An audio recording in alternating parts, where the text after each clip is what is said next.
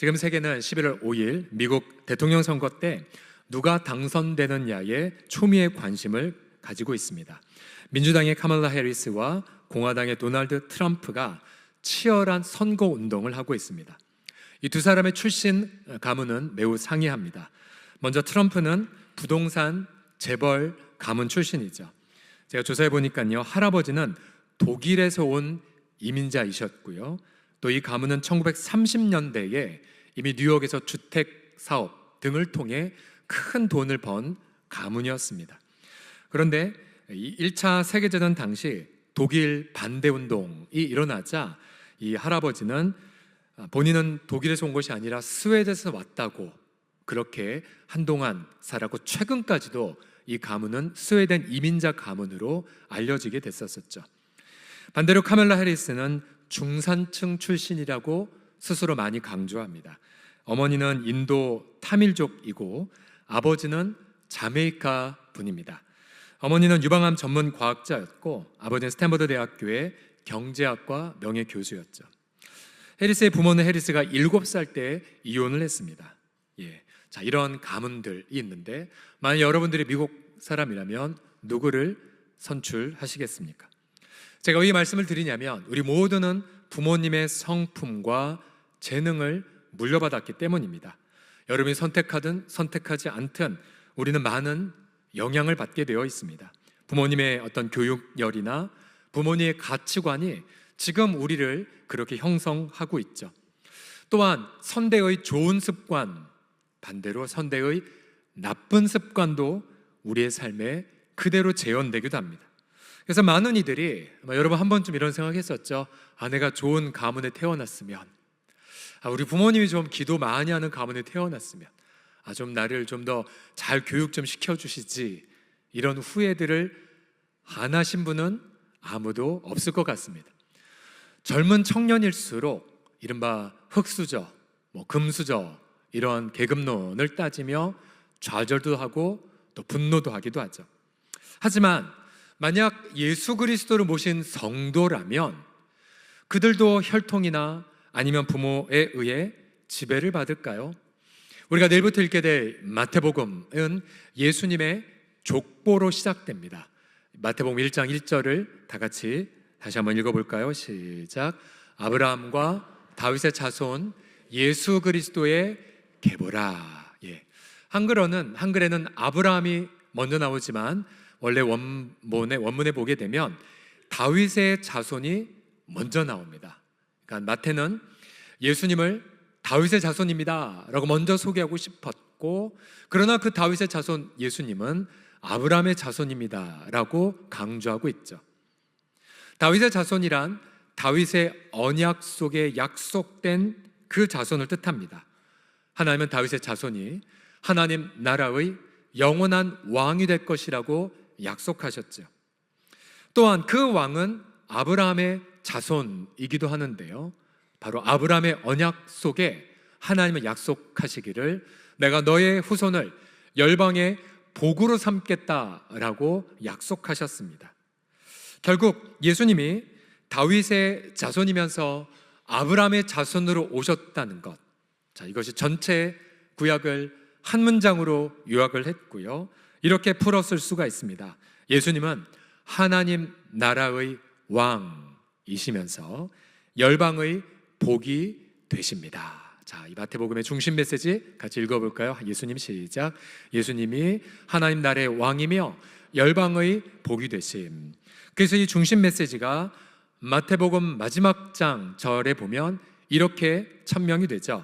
예수께서 나와 말씀하 이르시되 하늘과 땅의 모든 권세를 내게 주셨으니, 그러니까 왕이라는 뜻이고요. 그 다음 너희는 가서 열방으로 제자를 삼으라. 이건 바로 열방의 복이 되라는 그러한 말씀이지 않습니까? 결국 이 마태복음을 통하여 한마디로 이 마태복음을 줄인다면 이렇게 정리할 수 있습니다. 마태복음의 주제는 왕의 은혜다라고 말할 수 있죠. 왕의 은혜. 따라해 주시겠습니까? 왕의 은혜. 시작. 왕의 은혜. 자, 예수님이 은혜를 베푸시죠. 죄 사해 주시고 또 병자를 치유하시고 또 말씀을 전하시고, 근데 예수님은 은혜를 베푸시되 왕으로서 은혜를 베푸신다는 말입니다. 예수님이 왕이기 때문에 그 어떠한 것도 예수님을 저항할 수가 없습니다. 혹시 내가 출신 가문부터 잘못됐다라고 생각했다든지 아니면 내가 뭔가 시작부터 잘못했다 여긴다 할지라도 여러분 기뻐하십시오. 누구든지 예수님을 왕으로 모실 때에 여러분 새로운 여러분의 족보가 주님 안에서 기록됨을 기대하시기 바랍니다. 어떻게 내가 왕의 은혜로 새로운 인생 이야기를 나의 족보를 써 내려갈 수가 있을까요? 내게 임하시는 왕의 은혜, 첫 번째로 왕의 은혜는 혈통을 초월합니다. 함께 따라하십시오. 왕의 은혜는 시작. 왕의 은혜는 혈통을 초월합니다. 자, 언약은 수천 년이 지나도 여전히 흘러가죠. 가령 아브라함의 언약은 지금부터 3,000년 전의 언약, 다윗의 언약은 지금부터 아브라함은 지금부터 약 4,000년 전 언약이고요. 다윗의 언약은 지금부터 3,000년 전 언약입니다.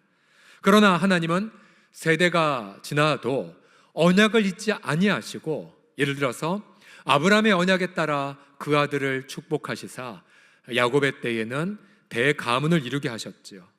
또 그 언약은 넷째 아들 유다로 이어졌고, 그리고 이어져서 이스라엘 나라를 이루게 됩니다. 또 다시 그 후손 가운데 다윗을 보내셨고, 다시 그 후손 가운데에 예수님을 보내셨고, 다시 예수님 오신 2000년이 지난 지금이 되었지만 우리가 설령 언약을 잊는다 할지라도 하나님 여전히 다윗과 아브라함의 언약에 따라 저와 여러분들을 지금 지키시고 돌보시고 먹이시고 인도하고 계십니다. 여러분, 그 왕의 은혜는 민족을 초월하게 나타납니다. 여러분 3절과 5절을 보시게 되면 이 족보는 유대인들만 기록되어 있지 않습니다. 유다는 다말에게서 베레스와 세라를 낳고, 여기서 말한 다말은 가나안 족속의 여인이고요. 5절에 살몬은 라합에게서 보아스를 낳고, 보아스는 룻에게서 오벳을 낳고, 라합은 역시 가나안 족속의 여인이었고요. 룻은 모압 족속의 여인이었습니다. 6절에 우리아의 아내, 자, 우리아는 헷 족속이었죠. 헷 족속의 아내 또한 이 족보에 기록이 됩니다. 자, 이처럼 성경은 순혈로 기록되지 않습니다. 이 성경엔 다양한 민족들이 족보를 이루고 있죠. 왜 그렇습니까? 예수님은 한 민족의 하나님이 아니기 때문입니다. 예수님은 모든 민족의 왕이시기 때문이죠. 여러분, 우리 또한 유대인들 보기에 이방인이지만 우리 또한에게 왕의 은혜가 140여 년 전에 흘러 전해와서 지금 우리도 예수님을 예배하고 있는 것 아니겠습니까? 여러 사람 보시면 이렇게 얘기해 보십시오. 당신이 유대인 보기 이방인인 걸 처음 알았습니다 라고요. 시작. 당신이 유대인 보기 이방인인 걸 처음 알았습니다. 자, 여러분, 우리가 예배 드린 것 자체가 모든 혈통을 초월한 왕의 은혜를 증거하고 있는 현장입니다. 자, 그래서 왕의 은혜가 혈통에 매이지 않는다는 그 사실, 또 왕의 은혜가 민족에게도 매이지 않는 사실들을 여러분 기억하십시오. 이 진리가 우리에게 어떠한 위로가 되는 줄 아십니까? 가령 어떤 이는 내 부모가 누구인지도 모른 채 안타깝게 어린 시절 보낸 분도 있고요. 또 어떤 이들은 학대와 방임 속에 상처 많은 유년 시절을 보낸 분도 계십니다. 그러나 왕의 은혜는 그 모든 것을 초월합니다. 여러분, 왕의 은혜는 우리 부모가 잘못 시작했다 할지라도 우리로 하여금 새롭게 시작하는 용기와 능력을 주신다는 사실이죠. 왜 예수님을 안에 있을 때 우리가 혈통을 초월하는 은혜를 경험하는 줄 아십니까? 그것은 예수님은 보통 생육법에 따라 태어나지 않으셨기 때문에 그렇습니다. 여기 마태복음 15절, 16절을 보시게 되면 모든 족보는 이런 형식으로 진행되어 있습니다. 가령 아버지 엘리웃은 아들 엘르아살을 낳고, 또 아버지 엘르아살은 아들 mat단을 낳고, 즉 누가 누구를 낳고 라고 기록되어 있습니다. 그러나 16절을 보시게 되면 예수님의 설명에 있어서는 주어가 요셉이 아닙니다. 히라보 원문에 보게 되면 주어가 예수님이십니다. 예수께서 마리아를 통해 나시니라라고 그렇게 표현이 되어 있습니다. 예수님은 본래 성자 하나님이셨지만 스스로 자신을 비우셨습니다. 그리고 예수님은 성령을 통해 마리아의 몸에서 나셨습니다. 예수님은 성령으로 잉태되셨기에 아담의 죄를 물려받지 않으셨습니다. 반대로 저와 여러분은 우리가 보통 생육법, 즉 아버지 어머니가 사랑을 통해 우리를 출산시켰기 때문에 우리 모두는 태어날 때부터 아담의 죄 아래에 태어났습니다. 그래서 저와 여러분은 한 번도 누가 하지 않으라고 해도 우리 날 때부터 어느 순간 거짓말도 하고 욕도 하고 훔치기도 하고 미워하지 않습니까? 그리고 마치는 그 죄가 점점 자라 하나님을 싫어하고 하나님을 미워하고 우상을 숭배하지 않습니까? 그러나 예수님은 성령으로 잉태되셨기에 시작부터 우리와 다르게 됩니다. 그래서 아담의 후손은 죄 아래 지배를 받지만, 그러나 예수님을 왕으로 모신 자는 어떠한 새로운 출발을 경험하게 됩니까? 요한복음 1장 12절 13절 다 같이 읽겠습니다. 시작. 영접하는 자 곧 그 이름을 믿는 자들에게는 하나님의 자녀가 되는 권세를 주셨으니 이는 혈통으로나 육정으로나 사람의 뜻으로 나지 아니하고 오직 하나님께로부터 난 자들이니라. 아멘, 아멘. 여러분 하나님 앞에 여러분의 믿음을 고백해 보십시오. 예수님을 왕으로 모실 때 저와 여러분 하나님의 자녀로 새롭게 다시 태어난 것을 믿으십니까? 아멘. 자, 그래서 우리는 두 가지의 생명이 있습니다.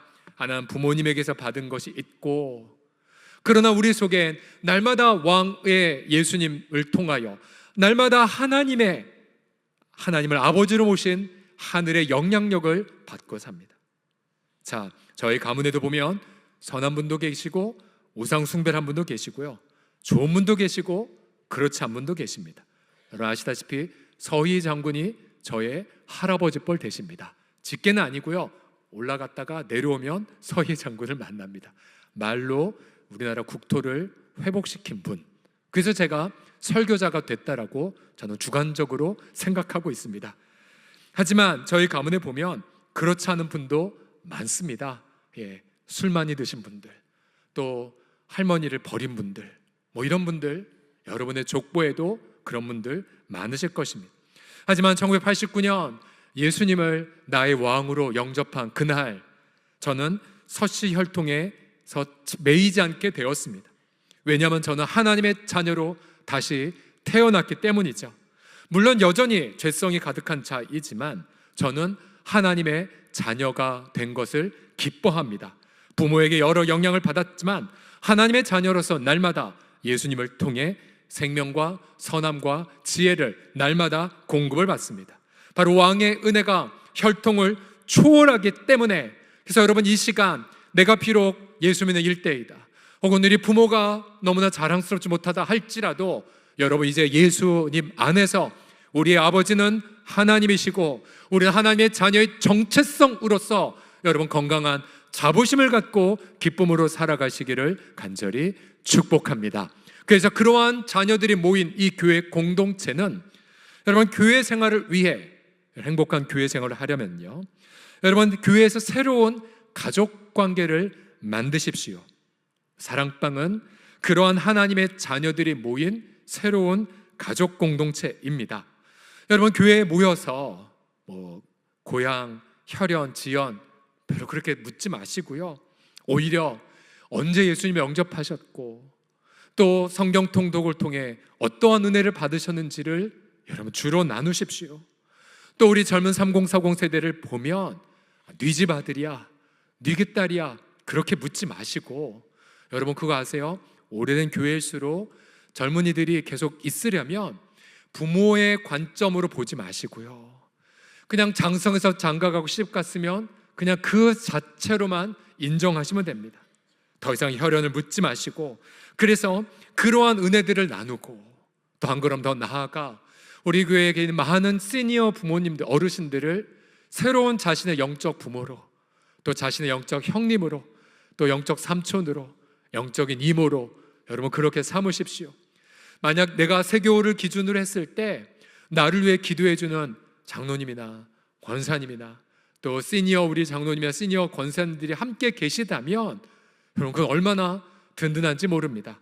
여러분 그렇게 우리 모든 분들이 세대를 초월해서 왕의 은혜를 함께 나누게 될 때에 우리 교회는 더욱더 건강한 공동체로 자리매김해 하실 줄을 믿으시기 바랍니다. 옆 사람 보면 이렇게 고백하겠습니다. 우리는 새로운 가족입니다 라고요. 시작. 두 번째로 내게 임하시는 왕의 은혜는 죄악을 치유합니다. 따라해 주십시오. 왕의 은혜는 죄악을 치유합니다. 시작. 왕의 은혜는 죄악을 치유합니다. 6절에 보시게 되면 이새는 다윗 왕을 낳지만 그 다윗은 우리아의 아내 밧세바에게서 솔로몬을 낳습니다. 원문에 보게 되면 우리아의 소유 혹은 우리아의 것에게서 솔로몬을 낳죠. 끔찍한 불륜이, 또 여러분 성경을 다 보셨겠지만 간음했고, 그리고 그 임신하자 그 사실을 감추기 위해 충직한 우리아를 전쟁터에서 불러들였고 술을 먹였고 다시 아내에게로 우리아 아내 밧세바에게로 돌아가게 하고 했지만 충성된 우리아는 가지 않았죠. 결국 다윗은 요압을 통해 우리아를 전쟁터에서 죽도록 내버려 둡니다. 사무엘하 11장 27절은 다윗이 행한 이 일들이 여호와 보시기에 악했다라고 책망하죠. 여러분 예수님 족보에서 가장 중요한 인물이 파렴치한이었다는 사실에 여러분 충격을 받으셔야 됩니다. 다윗뿐만이 아닙니다. 예수님 족보에 보게 되면 아하스 왕, 므낫세 왕처럼 정말 시대의 빌런, 악한 악당들이 계속 나옵니다. 우리 같으면 족보에서, 나의 족보에서 악인들을 지웠겠죠. 죄인만 있는 것이 아니었습니다. 라합은 가나안 땅의 창녀였고요, 다말은 유다의 며느리였습니다. 그러나 우리의 왕은 죄인들의 이름을 삭제하지 않으셨습니다. 오히려 왕의 은혜 가운데 있기 때문에 죄인들의 그 후손으로 바로 그리스도가 나도록 허락하셨죠. 왜 그렇습니까? 왕의 그 은혜는 죄에 매이지 않기 때문입니다. 예수님은 왕이시지만 죄악을 치유하는 왕이기 때문이죠. 그래서 마태복음 1장 21절에 보면 예수님을 이렇게 소개하지 않습니까? 아들을 낳으린 이름을 예수라 하라. 이는 그가 자기 백성을 그들의 죄에서 구원할 자이심이라고 선포하고 있습니다. 여러분 결국 다윗은 끔찍한 죄를 범했지만 그리스도는 회개의 영으로 임하셨고요, 다윗은 회개했고 그리고 긴 연단의 밤을 거쳐서 마침내 이러한 고백을 시편 30편 1절에서 고백합니다. 다 같이 읽어볼까요? 30편 1절 시작. 허물에 사함을 받고 자신의 죄가 가려진 자는 복이 있도다. 아멘, 아멘. 지금 우리 이 가운데에서도 믿지 않는 가문 출신들 많으시죠. 조상들 우상 숭배하고 여러 악한 습관을 가지고 자라신 분들이 저처럼 많으실 것입니다. 때론 선조의 이름이 수치스러운 분도 계실 것입니다. 또 믿음과 기도가 가득한 가문에서 태어난 이들을 부러워하시는 분들도 계실 것입니다. 청년 시절 저도 이러한 고민과 열등감이 참 많았지만 어느 날 이 말씀을 발견하며 큰 위로와 또 용기를 가졌답니다. 베드로전서 1장 18절 19절에 보시면 너희가 알거니와 너희 조상이 물려준 헛된 행실에서, 옛날 성경에 보면 조상이 물려준 망령된 행실이라고 말합니다. 그런데 너희가 그 헛된 행실에서 대속함을 받았다고 합니다. 여기서 말한 대속이란 자유케 됐다는 뜻이죠. 누군가 대가를 지불하고 내가 자유케 됐습니다. 조상의 헛된 행실에서. 어떻게 대속받았습니까? 은이나 금같이 없어질 것으로 된 것이 아니요, 오직 흠없고 점없는 어린 양 같은 그리스도의 보배로운 피로 된 것이니라. 아멘.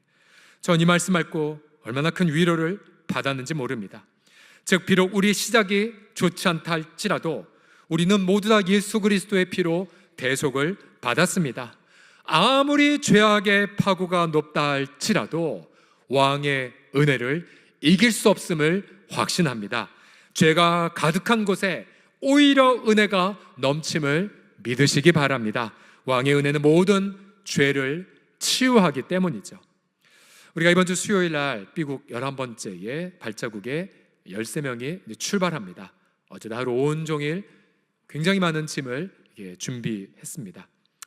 지난 금요일 이들을 위해 기도하면서 문득 몇 년 전 다카에서 있었던 전교인 수련회가 주마등처럼 떠올랐습니다. 그 당시에 현지 성도들이 드라마를 준비해서 공연을 했습니다. 우리 방금 인도네시아 영상에 우리 윤성규 목사님의 예수님 역할하고 청년들이 스킷을 한 것처럼 그때에도 이 현지 성도들이 드라마를 공연했는데요. 이 드라마의 주인공은 리띠라고 하는 청소년, 지금 사진에 보면 파란 옷을 입은 친구이고요. 지금 한국 나이로 고1이 됐습니다. 또 예수님 역할 맡은 저 친구는 조나톤인데요. 소수민족입니다. 그래서 우리 한국 민족처럼 얼굴이 하얀데 찬양 인도자입니다. 그리고 저기 있는 친구들 우리가 거의 한 8, 9년 동안 신방 가고 또 양육했던 친구들이었죠. 우리 이 친구들의 가정을 잘 압니다. 단칸방에 침대 하나에 7명씩 사는 곳에 빛도 잘 안 들어온 곳에 벽지는 온통 신문지뿐이고 정말 가난에 찌들려 있는 동네. 처음 방글라 가신 분들은 우리 한국에 50년대 같다라고 많이들 얘기하셨습니다. 힌두 우상이 너무나 가득해서 어르신들은 아침마다 우상에 절하고 이마에 점 찍고 흐리멍텅한 눈으로 하루를 시작을 하시죠. 또 여자아이들은 조혼이 있어서 10대 아이들은 이미 시집을 보내버립니다. 지창금을 받고. 가난이 있는 땅, 그리고 집에서 폭력을 많이 받는 곳. 우리는 그 드라마를 보면서 엉엉 울었습니다. 왜냐하면 우리 아이들이 얼마나 열악한 곳에서 있는 걸 알기에. 그러나 우상과 가난이 가득한 곳이라 할지라도 얼마나 하나님의 은혜가 강렬하게 그들에게 함께 했음을 알기 때문에 우리 함께 울었고, 지금도 그때 장면을 보면 너무나 많은 눈물이 나옵니다. 죄가 더한 곳에 왕의 은혜가 더 넘쳐난 곳, 그러한 은혜를 우리가 경험했기에 지난 11년간 한결같이 예루살렘은 안 가도 다카는 밟은 것 아니겠습니까? 사실 여러분, 지금도 여러분 우리가 웃는 낯으로 다닌다 할지라도 우리가 문득 기도 시간에 보면 죄 때문에 쓰러진 이들, 죄 때문에 상처받고 저 멀리 가버린 분들 종종 생각이 나실 것입니다. 그럼 우리는 그들이 생각날 때마다 너무 가슴이 찢어지는 피눈물을 종종 흘리죠. 하지만 우리는 그들을 생각할 때마다 여러분 이 말씀을 여러분 믿음으로 외치셔야 됩니다. 로마서 5장 20절과 21절 이렇게 선포하죠. 그러나 죄가 더한 곳에 은혜가 어떻게 되었어요? 더욱 넘쳤나니. 과거엔 죄가 사망 안에서 우리를 지배했지만, 그러나 의로 말미암아, 여기서 말하는 의란 예수님의 순종, 또 예수님이 우리 죄를 위해 죽으시고 다시 사심을 뜻하죠. 예수님으로 말미암아 은혜가 또한 왕노릇합니다. 은혜가 왕노릇. 여러분들, 우리의 인생이 많이 힘들고 죄나 허물, 또 목사님 제 인생은 정말 저주 같아요. 정말 이 자리에서 말로 표현할 수 없는 그런 상처와 고통 속에 있는 분도 많으십니다. 어떻게 이러한 인생을, 어떻게 이러한 아픔을? 근데 여러분, 아무리 죄악이 너무나 심각하다 할지라도 여러분, 죄가 더한 곳에 우리 왕의 은혜가 더욱더 강렬하게 더욱더 넘쳐난 것을 바라보시기 바랍니다. 그 왕의 은혜가 더욱더 강렬하기 때문에 여러분, 우리는 소망을 갖고 기쁨으로 나아갈 수가 있습니다. 여러분, 따라서 교회 공동체는 어떠한 곳이 되어야 하겠습니까? 여러분, 교회 공동체는 어떠한 사람이라도 은혜 아래에서 보셔야만 합니다. 결코 어떤 선입견이나 어떠한 소문으로 여러분 이웃을 판단하지 마십시오. 예수님의 은혜가 모든 실수와 허물을 덮기 때문입니다. 베드로가 답변받은 것처럼 7번에 70번 죄를 범했다 할지라도 그래도 용서하고 품는 곳이 바로 교회의 공동체입니다.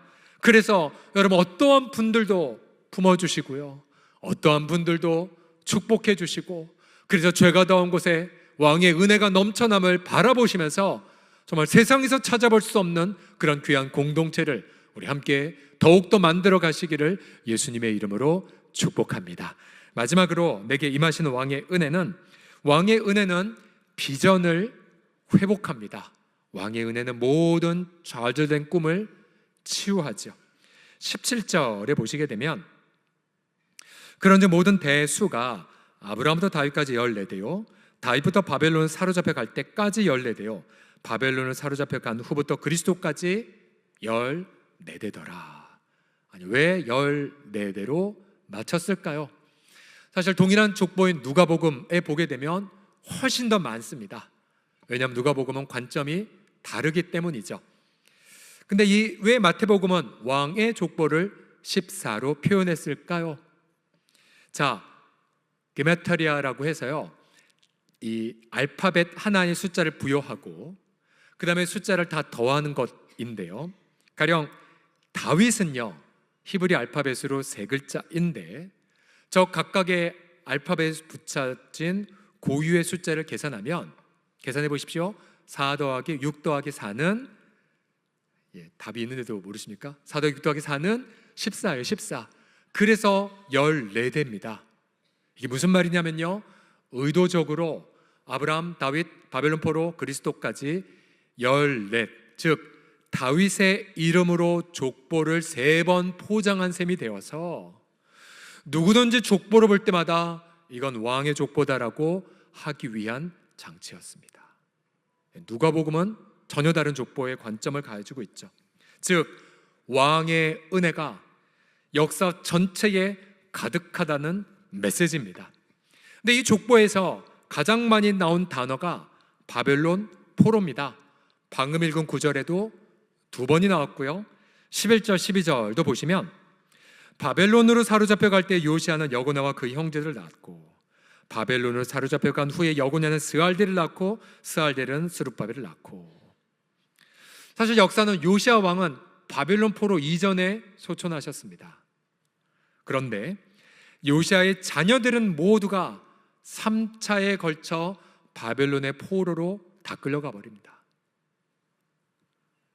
그리고 마태복음에 보게 되면 우리는 알죠. 구약 성경에 보면 이들은 70년 후에 바벨론에서 귀환합니다. 그러나 마태복음 족보에 보면 4번에 걸쳐 바벨론 포로는 강조하지만 그토록 소중했던 바벨론 귀환은 생략해버립니다. 그래서 족보를 읽으면 마치 이스라엘은 지금까지 바벨론에서 돌아오지 못한 것 같은 인상을 받습니다. 왜 그럴까요? 바벨론 포로는 죄짓고 징계받은 것을 의미했습니다. 죄 문제가 해결되지 않은 한 바벨론에서 귀환하는 건 아무 의미가 없어서가 아니겠습니까? 자, 이 말은 우리 시대에 적용해 보면 이렇게 될 수가 있습니다. 우리도 종종 포로살이 하면서 내가 언제 귀환의 날을 할까라고 꿈을 꾸고 비전을 세웁니다. 그러나 아무리 일확천금을 한들, 아무리 권력을 가진들, 아무리 내가 유명세를 치르든 만약 죄 문제 해결하지 않으면 우리의 꿈은 실현될 수 없습니다. 언제까지요? 우리를 우리 죄에서 구원한 왕을 만나기 전까지요. 여러분, 그렇게 우리의 왕이신 그리스도께서는 우리의 모든 좌절된 꿈을 치유하기 위하여 이 땅에, 이 바벨론 같은 세상에 친히 오셨습니다. 그리고 그는 우리의 모든 죄짐을 대신 짊어지셨고 죄의 포로가 친히 되셔서 그 대가로 죽으셨다는 사실이죠. 우리는 그리스도의 죽음을 통하여 우리는 진정한 꿈을 회복받습니다. 예수님은 마태복음 20장 28절에 따르면 내가 온 것은 섬김을 받는 것이 아니라 섬기려 하고 자기 몫을 많은 사람의 대속물로 주기 위해 오셨다고 강조하셨죠. 예수님의 목표는 한 영혼이고 예수님의 비전은 죄인을 해방하기 위하여 자신의 십자가에서 죽는 것이 예수님의 비전이셨습니다. 그 예수님의 비전에 따라 예수님의 십자가의 죽으심을 통하여 우리는 진정 나의 좌절된 꿈과 비전을 회복할 수가 있다는 사실이죠. 이번 주 한 주간 부르심과 사명 집회, 여러분 못 들으시면 꼭 같이 보시기 바랍니다.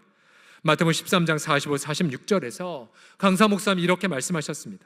또 천국은 마치 좋은 진주를 구하는 장사와 같으니 극히 값진 진주 하나를 발견하며 가서 자기의 소유를 다 팔아 그 진주를 샀다라고 말하면서, 여기서 말한 진주 장사는 예수님을, 그리고 값진 진주는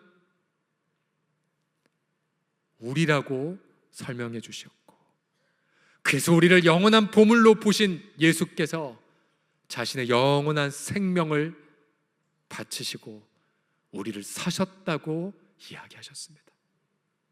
우리의 모든 꿈이 다 사라졌다 할지라도, 그리고 여전히 우리의 비전이 성취가 안 되어 날마다 상처 속에 있다 할지라도, 예수님의 꿈이 나라는 사실, 예수님의 비전이 나이고, 그래서 나를 위해 자신의 영원한 무한한 가치를 나 같은 자루에 투자했다는 사실을 생각할 때 우리는 비로소 잃어버렸던 꿈을 되찾게 됩니다. 그리고 그 속에서 우리는 주의 음성을 듣게 되죠. 나를 따라오너라. 내가 너도 사람 나는 업으로, 내가 너도 영원히 변함없는 가치를 향해 기쁨으로 달려가는 자로 만들고야 말 거다라는 음성을 여러분 기쁨으로 듣게 됩니다. 여러분, 대한민국 사회 행복하지 않습니다.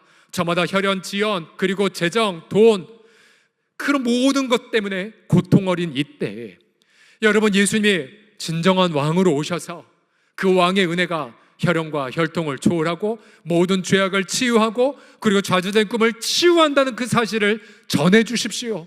여러분, 이웃에게 이 놀라운 왕의 기쁨을 나누게 될 때에 우리 또한 예수님처럼 나의 인생의 진정한 비전을 발견할 것이고, 나 때문에 우리 이웃들이 진정한 기쁨을 맛보는 행복한 가을을 경험하게 될 것입니다. 우리 이번 달을 지나 다음 달 말에 새새벽 축제를 가질 것입니다. 새새벽 축제를 위해서 오늘부터 기도해 주십시오. 그리고 당신이 예수님의 값진 진주요, 나도 당신의 그 은혜를 체험하기 위해 힘쓰겠소라고 하면서 그런 귀한 영혼들을 품고 전도에 힘쓰는 귀한 가을이 되시기를 간절히 주의 이름으로 도전합니다. 그래서 우리 인생 속에 그 놀라운 왕의 은혜가 차고 넘쳐나서 우리 모두도 그 왕을 기쁨으로 따르는 예수님의 행복한 제자의 행복을 누리는 우리 모두가 다 되시기를 예수님의 이름으로 간절히 축복합니다. 기도합시다.